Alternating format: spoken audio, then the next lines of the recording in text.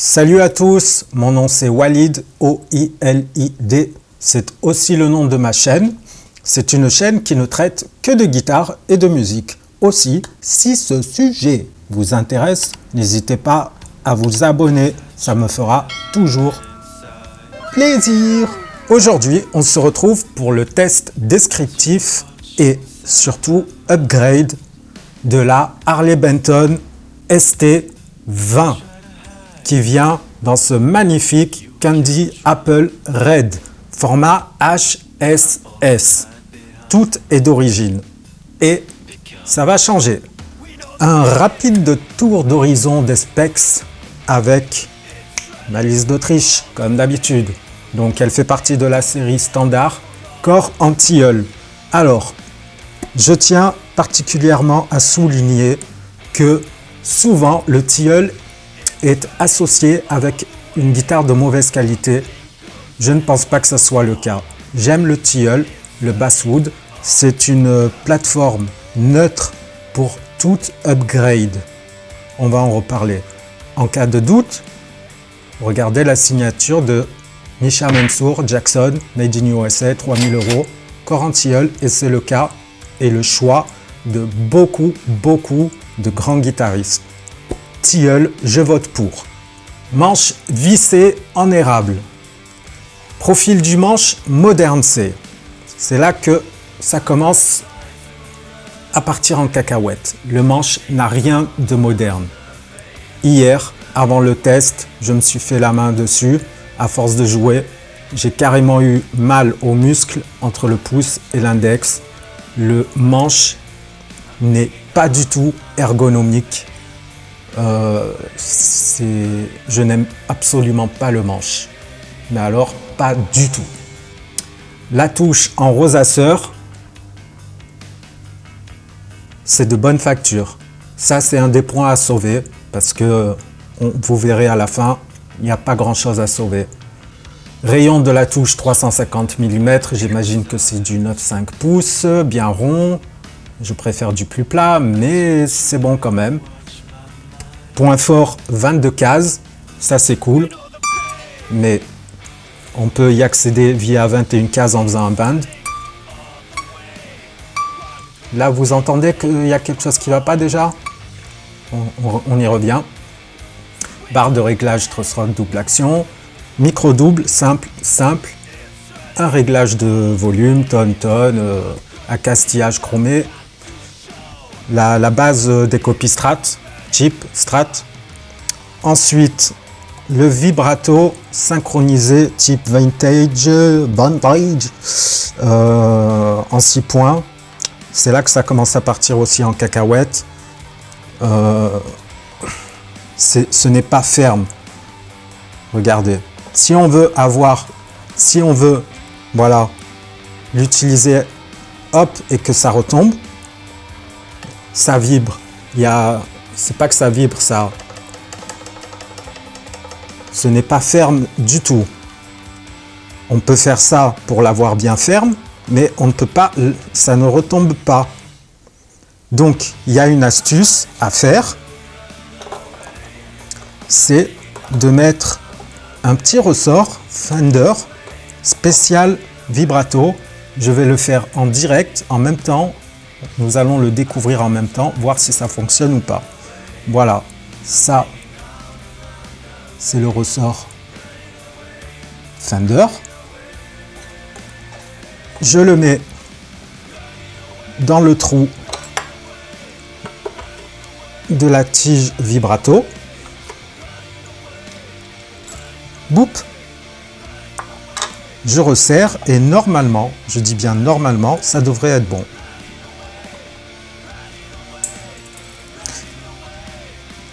Il y a quelque chose qui est parti en cacahuète. Voilà. Le ressort est carrément tombé par derrière. Comment est-ce possible? Je ne comprends pas. Il y a quelque chose qui tourne mal. Voilà. J'y viens. Ce vibrato est nul. Nul. nul. Je vais vous expliquer. Attendez, je desserre cette horreur de tige de vibrato. Regardez à quel point il est fin. Il est tellement fin qu'il est plus fin que ce que l'on trouve sur les Squier boulettes. Le Squier boulette est déjà très fin, mais il a comme avantage d'être plus épais à la base. Plus épais ici, et après il part en cacahuète tout fin. Celui de Harley Benton est entièrement fin.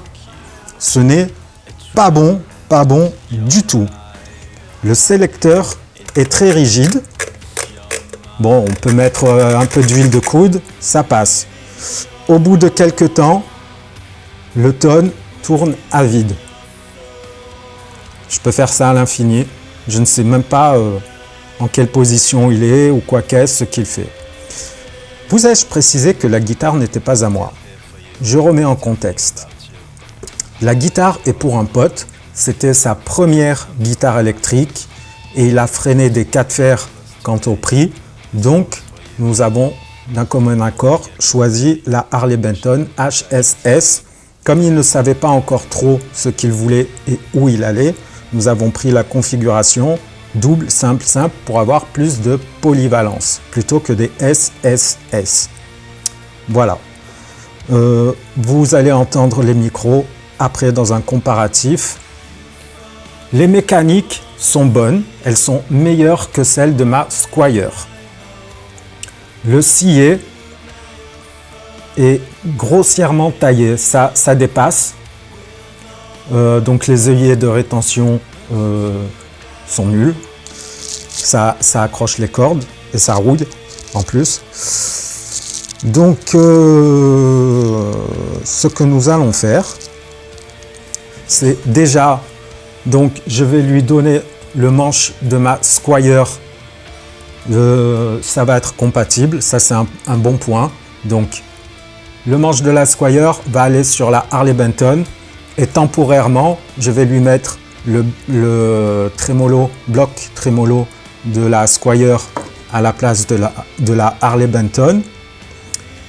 Et aussi en attendant, je pense qu'il va acheter un vrai bloc trémolo comme de la marque Fender.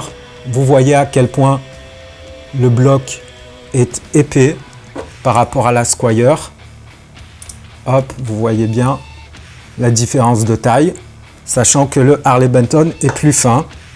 Nous allons voir la compatibilité de ces objets. Donc je vais lui filer mon manche qui aura déjà un sillet Gravtech Tusk autolubrifiant taillé. Donc c'est un gros plus. Deux œillets de rétention à roulement, c'est un gros plus. Et je vais lui remettre quand même ses mécaniques à lui parce qu'elles sont meilleures que celles de la Squier. Donc la seule chose sauvable et potable est le corps. Pourquoi? Celui de la Squier a comme particularité d'être extrêmement fin et j'ai faim, de ne faire que 42 mm d'épaisseur. Celui de la Harley Benton est plus épais, ce qui veut dire que quand il sera temps d'acheter un vrai bloc chevalet trémolo, celui-ci ne dépassera pas du corps et il pourra refermer avec la plaque arrière. Là, vous voyez, j'ai mis un chevalet vibrato Fender PW 29, Fender standard pour guitare import. Et celui-ci dépasse, les ressorts dépassent. Je ne peux plus fermer avec la plaque arrière, mais cela ne me dérange absolument pas. Ce n'est qu'un choix esthétique. Je m'en fiche complètement de la plaque arrière. Quand je tiens ce manche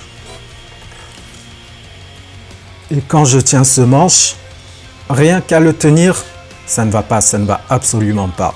Si c'est la première fois que vous regardez une de mes vidéos il y a un test pour les frettes. Le test Walid. On tient la guitare par le bout et on laisse glisser. J'ai mal au pouce. Ça ne saigne pas, mais vous voyez bien la trace. Les frettes sont mal finies. Ce n'est pas bon, ce n'est pas bon. Je me souviens que le premier jour, la réception de la guitare, heureusement mon pote a maillé et il a remis en place la dernière frette légèrement parce qu'elle sortait toute seule en fait. La corde passait par en dessous, elle restait bloquée. Les frettes pour moi sont trop fines. Je préfère les frettes de la Squier qui sont légèrement plus larges. Mon pote a investi dans des micros Fender V-Mode, une nouvelle plaque. Nous allons faire l'upgrade ensemble et un comparatif des micros stock et des nouveaux micros ainsi que l'allure générale de la guitare. Tada! Et voilà la nouvelle guitare transformée de la tête aux pieds. Manche Squier, plaque Squier. Le manche n'a pas été facile à mettre en place. Les cotes sont différentes. Donc j'ai dû reboucher deux pas de vis sur 4 derrière. Je les ai rebouchés, fait 2 nouvelles perces et ainsi pu correctement mettre le manche Fender, le manche Squier tout droit. Le chevalet, j'ai compris pourquoi est-ce que le ressort Fender était tombé. Là, il y a un trou. Donc, voilà, on voit à travers. Coucou, coucou, coucou Alexis, merci de m'avoir aidé à upgrader cette guitare. Donc vous voyez, on voit à travers. Il n'est pas censé avoir de trou ici. C'est pour ça que le ressort, quand je l'ai mis ici, il est ressorti par là. Il est tellement fragile, tellement fin, tellement pourri, il n'y a pas d'autre mot. C'est cassé, c'était carrément cassé, je m'en suis pas rendu compte. Maintenant, les modifications les plus importantes. Nouveau pickguard blanc, un peu vieillot, jauni, avec les 3 boutons de potentiomètre, le capuchon du sélecteur. Voilà, ça c'est ce qui est pour le look. Ensuite, on va aller du moins important au plus important. 2 tonalités, de vraies tonalités qui font leur job. Un volume CTS logarithmique, un sélecteur 5 positions CTS et enfin, pour finir, hop, il y a d'installer dessus 3 micros simples Fender V-Mode. Alors, à titre d'information, ces micros sont ceux qui équipent les Fender Strat américaines Professional 1. Donc, les dernières choses qui pourraient être changées sont le bloc chevalet trémolo et pour le luxe complet des nouvelles mécaniques, la différence avec les œillets de rétention. Une nouvelle guitare pour une nouvelle vie. Test son comparatif.